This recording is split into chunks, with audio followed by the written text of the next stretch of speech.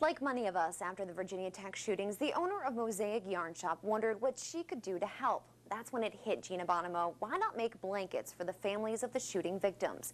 She called on other knitters to make squares to sew together. That call was answered, showing how the tragedy has affected us all.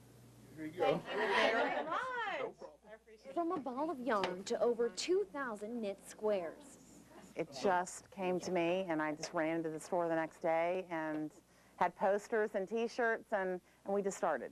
And then it just snowballed from there.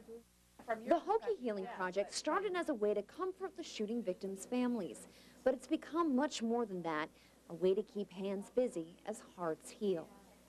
I mean, you want to do something, you want to help them out, but you're helpless. I mean, what do you do? And this is what we do, this is what we know how to do. We are sorry, don't know what to do with sorry.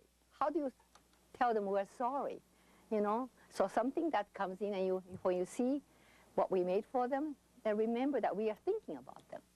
Each square will be sewn together to make a blanket, one for each of the victims' families, and if there is enough, for each of the wounded. They'll form a patchwork of sympathy, thoughts, and prayers that have poured into the shop from all over the world. She said Germany, Taiwan, China, Australia, Greece, the UK. It's amazing how many we've gotten. And a sense of community, too. With everyone doing it from all over the world, you feel like people care. The blankets will provide warmth and comfort, but already they've given that to these women. Think about the person, you know, the people's families. You think about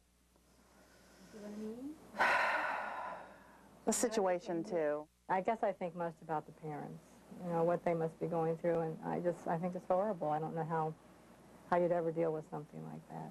Knit after purl, they hope their gift will help mend the lives of those that are grieving. Mosaic Yarn Shop has been keeping a blog on their progress. You can find a link to it on our website, WSET.com. On June 16th, they'll be sewing the squares together. The public is invited to help. That's a great effort and a great story there, Margaret. Well, on to something completely different. You've heard of foot fetishes, but